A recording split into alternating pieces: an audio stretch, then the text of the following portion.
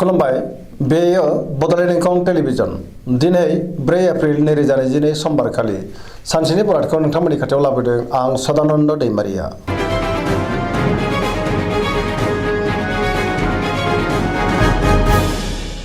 सिगां फरायनो लादों मेष राशि गिबि हांखो अ ल दिनैनि साना जोबोर मोजां बयजोंबो अनजागोन आरो गावबो गुबुनखौ अननो रोंगोन। मावनो लानाय खामानिखौ थि समावनो आरो गोरलैयैनो मावफुंनोबो हागोन। गोसोखौ दिनै जोबोर गोजोननाय मोनगोन। देहाया मोजाङै थागोन। हरखाबै बहानिफ्रायबा मोजां खौरां फैनो हागौ। गोसोआ दिनै जोबोर रमान्टिक जागोन। रांखावरियाव जोबोर मोजां गोबां धोन आरजिनोबो हागोन। बेफार फालांगियाव दिनै जोबोर मोजां मुलाम्फा मोनगोन। सोरबा लोगोनि हेफाजाबखौ मोननो हागोन। न'खराव अनलायनाय फैगोन। बिमा बिफानि अननाय आरो बोरखौ मोनगोन। बिदा फंबायजोंबो मोजां सोमोन्दो लाखिनो रोंगोन। बहाबा थांनांगौब्ला दिनै जोबोर मोजां आरो मोजाङैनो हान्थिनोबो हागोन। गुबुननि गोसोखौ गोरलैयैनो बोनो हागोन। गोसोनि बोलोआबो बांगोन। समाजाव मान मोनगोन। लाइमोनफ्रा बहानिफ्रायबा मोजां खौरां फैनोबो हागौ। फरायसाफ्रा फरायनायाव गोसो दुंखांगोन आरो मोजां फिथाइ मोननोबो हागोन।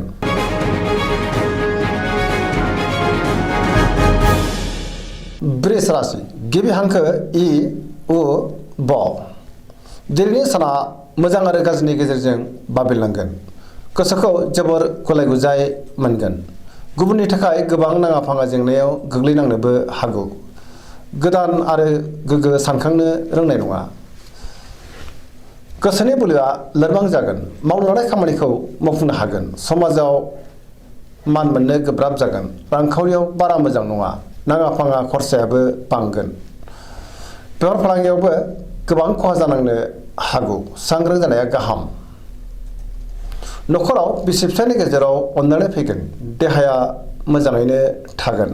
गुबुननि हेफाजाबखौ मोनगोन। जायखि खामानि मावा मानो मोनफ्रोमबो खामानिखौनो दिनै गोरलैयैनो मावफुंनो हानाय नङा। लोगोफोरनि अनसायनायखौ नाथाय मोनगोन। गोसोनि साननायफोरा देबोर नांनोबो हागौ। नेगेटिभ एनार्जिनि गोहोम गोग्लैगोन।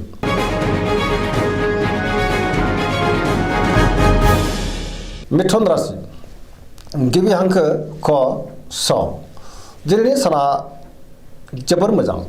गोसोखौ जोबोर गोजोननाय मोनगोन। गोसोआव बोलो बांगोन। गोसोआबो दिनै जोबोर रमान्टिकबो जागोन। देहाया मोजाङै थागोन। रांखावरियाव जोबोर मोजां। बेफार फालांगियावबो जोबोर मोजां मुलाम्फा मोनगोन। न'खराव दिनै बिसि फिसायनि गेजेराव अनलायनाय फैगोन। समाजाव गोबां मान मोनगोन। गोसोनि बोलोआबो बांगोन। मावनो लानाय खामानिखौ थि समावनो आरो गोरलैयैनो मावफुंनोबो हागोन। सोरबा लोगोनि हेफाजाबखौ मोननो हागोन। सोरजोंबा बाख्नायजानोबो हागौ। गुबुनजों मोजां सोमोन्दो लाखिनो रोंगोन। लाइमोनफोरनि गोसोआ दिनै जोबोर रमान्टिक जागोन। पजिटिभ एनार्जिनि गोहोमबो गोग्लैगोन।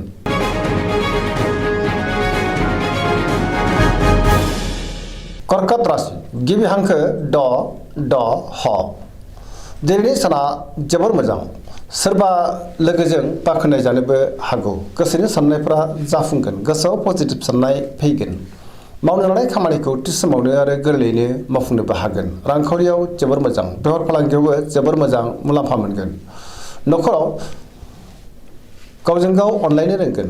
देहाया मोजाङैनो थागोन। गोसोखौ दिनै जोबोर गोजोननायबो मोनगोन। गुबुननि हेफाजाबखौ थोजासे मोनगोन। समाजाव बयजोंबो अनसायजागोन। फरायसाफ्रा फरायनायाव गोसो दुंखांगोन आरो मोजां फिथाइ मोनगोन। पजिटिभ एनार्जिनि गोहोमबो गोग्लैगोन।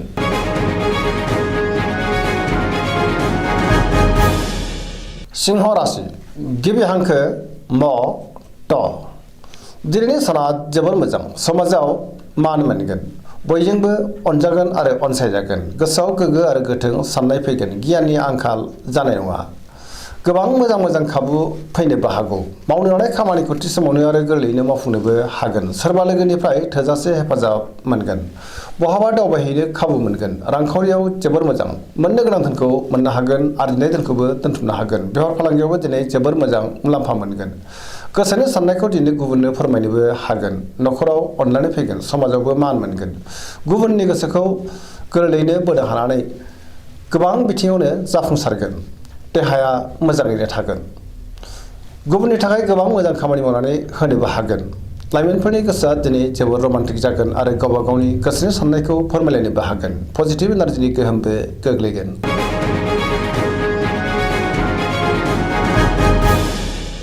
कन्या राशि गिबि हांखो प ट दिनैनि साना जोबोर मोजां गोसोआव पजिटिभ साननाय फैगोन गोथों आरो गोग्गो साननो रोंगोन गियाननि आंखाल जानाय नङा रांखावरियाव दिनै जोबोर मोजां गोबां धोन आरजिनोबो हागोन नाथाय अब्लाबो खरसायाबो बांगोन बेफार फालांगियाव दिनै जोबोर मोजां मुलाम्फा मोनगोन देहायाबो मोजाङैनो थागोन गोबां मुंदांखा सुबुंजों लोगो मोनज्लायनो हागौ न'खराव अनलायनाय फैगोन गोबां खामानियाव मुखुब थागोन आरो गोबां खामानिखौनो दिनै गोरलैयैनो मावफुंनोबो हागोन सोरजोंबा थोजासे बाख्नाय जानो हागौ पजिटिभ एनार्जिनि गोहोम गोग्लैगोन लाइमोनफ्रा दिनै जोबोर रमान्टिक जागोन आरो गोसोनि साननायफोरखौबो फोरमायलायनोबो हागोन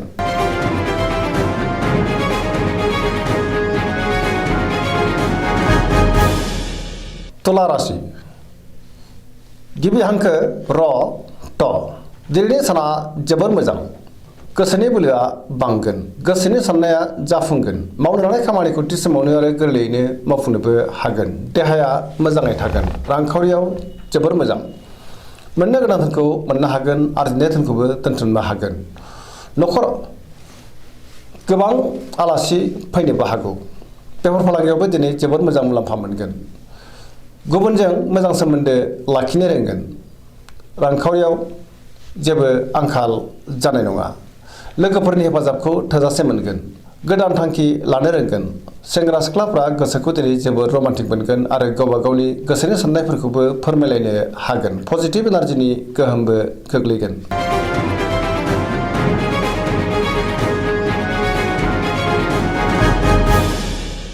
वृश्चिक राशि गिबि हांखो न स दिनैनि साना मोजां आरो गाज्रिनि गेजेरजों बाबेरलांगोन गोसोखौ दिनै जोबोर उसुखुथु मोनगोन सोरबा गोजोम लोगोजों बहाबा लोगो मोननो हागौ नाथाय अब्लाबो सोरजोंबा थगायजानोबो हागौ मावनो लानाय खामानिखौ थि समावनो मावफुंनो गोब्राब जागोन गुबुननिफ्राय हेफाजाब मोननो गोब्राब जागोन माबा नङा माबा मोनसे गोरोन्थि मावफ्लांनोबो हागौ सांग्रां जानाया गाहाम समाजाव मान मोननो गोब्राब जागोन न'खराव अननानै फैगोन रांखावरियाव मोजां नाथाय अब्लाबो नाङा फाङा खरसायाबो बांगोन बेफार फालांगियाव मोजां देहाया मोजाङैनो थागोन गुबुननि हेफाजाबखौ मोननो गोब्राब जागोन फरायसाफ्रा फरायनायाव गोसो दुंखांगोन आरो मोजां फिथाइ मोनगोन लाइमोनफोरनि गोसोआ दिनै जोबोर आला खाला जागोन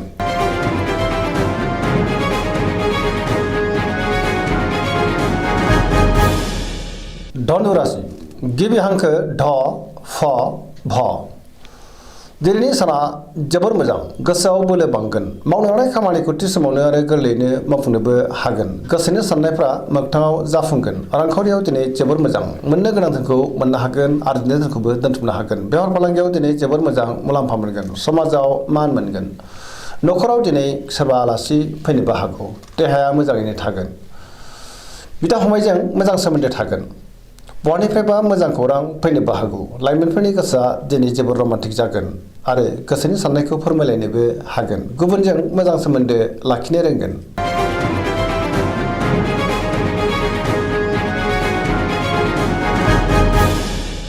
मकर राशि गिबि हांखो ख ज दिनैनि साना जोबोर मोजां गोसोनि साननाया मोगथाङाव जाफुंगोन सिगांनि बबेबा आद्रा खामानिखौबो दिनै गोरलैयैनो मावफुंनो हागोन रांखावरियाव जोबोर मोजां आयाबो बांगोन मोननो गोनां धोनखौबो मोननो हागोन आरजिनाय धोनखौबो दोनथुमनो हागोन बेफार फालांगियावबो दिनै जोबोर मोजां मुलाम्फा मोनगोन गुबुननि थाखाय मोजां खामानि मावनानै होनोबो हागोन मावनो लानाय खामानिखौ थि समावनो मावफुंनो हागोन आरो गोब्राब खामानिखौबो सिगांनि बबेबा आद्रा खामानिखौबो दिनै मावफुंजोबगोन न'खराव अनलायनाय फैगोन बिदा फंबायनि गेजेराव मोजां सोमोन्दो थागोन सेंग्रा सिख्लाफ्रा गावबा गावनि गोसोनि साननायखौ फोरमायलायनो हागोन आरो गोसोआ दिनै जोबोर रमान्टिक जागोन पजिटिभ एनार्जिनि गोहोमबो गोग्लैगोन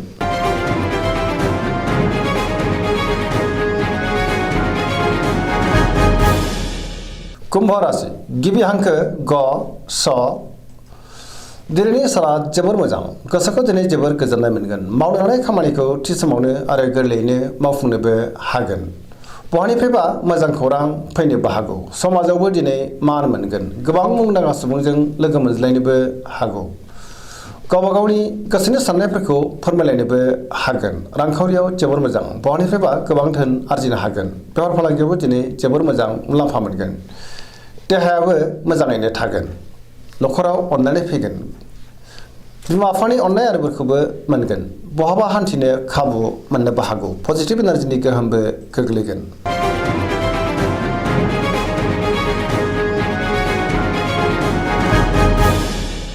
मीन राशि गिबि हांखो ड स।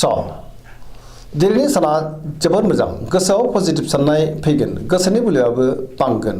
गावनि गोसोनि साननायखौ दिनै गुबुननो फोरमायनोबो हागोन। देहायाबो दिनै मोजाङैनो थागोन। अब्लाबो नाथाय जानाय लोंनायाव सांग्रां जानांगोन। रांखावरियाव जोबोर मोजां। बेफार फालांगियावबो दिनै जोबोर मोजां मुलाम्फा मोनगोन। गोसोनि बोलोआ बांगोन। सोरजोंबा बाख्नायजानोबो हागौ।